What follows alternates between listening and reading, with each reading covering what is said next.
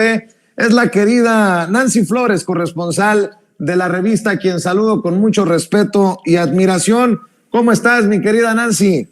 Buenas noches, Vicente. Pues aquí esperando que el internet no haga de las suyas también por estos lugares. Pero aquí vamos con todo, mi querida Nancy, porque hay temas que abordar.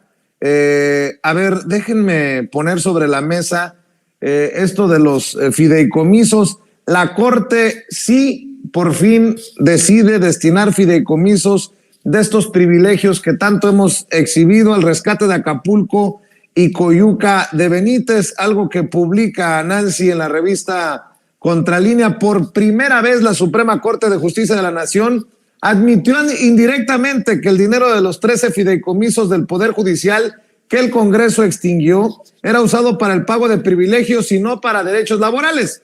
Si no, ayúdame a entender, que alguien me explique, diría por ahí un muy mediocre comediante, mi querida Nancy. Sí, Vicente, analizamos lo que sucedió la semana pasada en torno a esta, a esta propuesta que hizo el presidente López Obrador cuando estuvimos ahí en la conferencia matutina y justamente le consultábamos al primer mandatario, pues sobre este conflicto de interés en el que entraría nuevamente la Suprema Corte de Justicia de la Nación al, pues en un futuro inmediato, votar este tema de los fideicomisos para su propio favor, es decir, para su propio beneficio, entendiendo que estos fideicomisos de la Suprema Corte de Justicia de la Nación, primero, 12 eran ilícitos o estaban al margen de la ley porque no estaban contemplados en la normatividad del propio Poder Judicial de la Federación. Y segundo, porque estos fondos estaban en realidad destinados para un grupo muy reducido de privilegiados al interior de este Poder Judicial de la Federación. Ellos estaban argumentando que no era así, que era un tema de derechos laborales, que en estos fideicomisos había pues parte de las prestaciones de los 55,000 trabajadores que tienen, y la realidad es que no. Y por primera vez lo que pasó la semana pasada, se aceleró muy rápido esta circunstancia a partir de esta propuesta que hace el presidente López Obrador a Norma Piña. Y entonces lo que ocurre es que indirectamente la Corte y en general el Poder Judicial de la Federación admite que este dinero pues será para privilegios y no para derechos laborales, porque en todo caso lo que se esperaría en esta misma narrativa de Norma Piña pues era que se negara a justamente pues entregar estos recursos a la Federación, primero devolverlos a la TESOFE una vez que fueron ya desaparecidos o extintos por el Poder Legislativo, y de alguna manera atraer estos casos, estas controversias.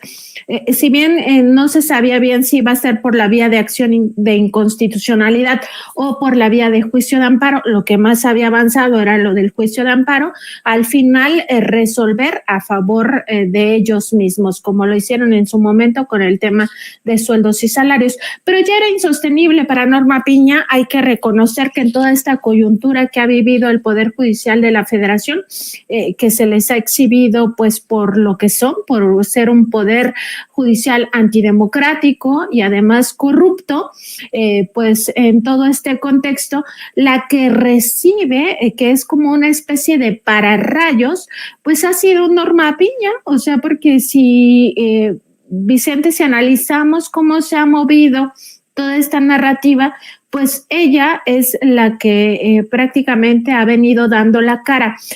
¿Por qué? Porque el resto de la Corte sigue como en un limbo ahí donde nadie los conoce. Ellos tienen un perfil muy bajo, sus decisiones no son transparentes, no son abiertas. Cuando sesionan y transmiten estas sesiones por YouTube, en realidad no discuten los temas abiertamente, simplemente se les dice: en la carpeta 22 diagonal 2023, ¿cuál es su votación? Ya dicen a favor, en contra, a favor, en contra.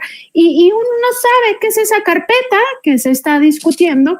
Entonces, prácticamente la única que daba la cara o estaba, pues sí, como en el imaginario colectivo, acababa siendo Norma Piña. Ni siquiera Margarita Ríos Farjat ni González Alcántara Carranca, que son dos identificados por el propio presidente López Obrador como traidores a la transformación de este país, porque quien los propuso para este cargo fue el propio López Obrador y ha reconocido esa propuesta como un error de su parte porque pues traicionaron abiertamente al llegar a este poder.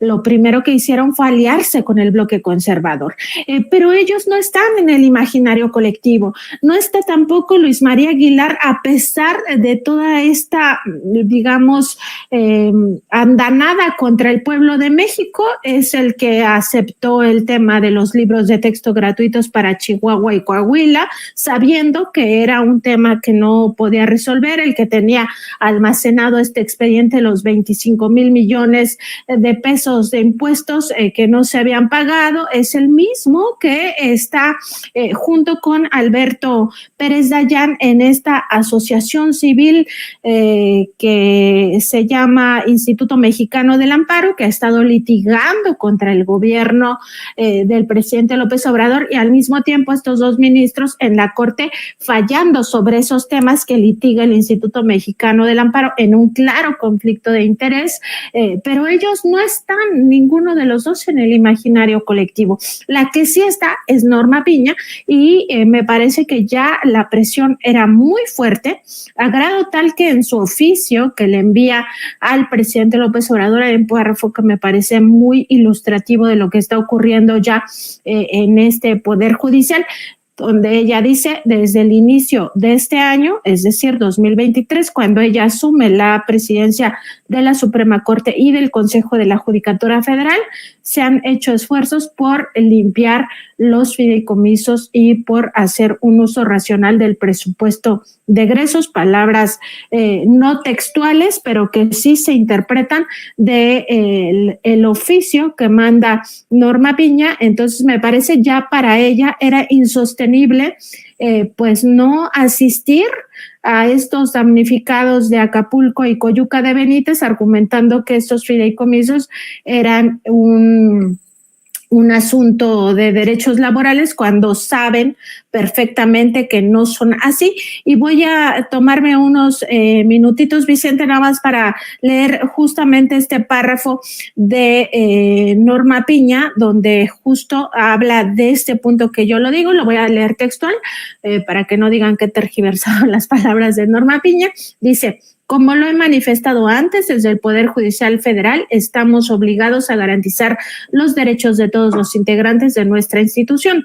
Lo anterior al margen de que desde el inicio de este año mi administración ha venido trabajando en un proyecto de reingeniería tanto de los fideicomisos como del ejercicio del presupuesto asignado, con el objeto de que, por un lado, se garanticen esos derechos y, por el otro, se mejore el uso y aprovechamiento de los recursos públicos para el cumplimiento de otros fines sociales, como sin duda en este caso se requiere. Hasta ahí la cita de Norma Piña, y bueno, queda claro que indica ella que una preocupación sí era pues revisar el tema de los fideicomisos. Lo llama proyecto de reingeniería de los fideicomisos y del presupuesto asignado, entendiendo que ya no se vale tener un discurso donde se promueva y se aliente los privilegios para una cúpula, en este caso para la élite del Poder Judicial, Vicente.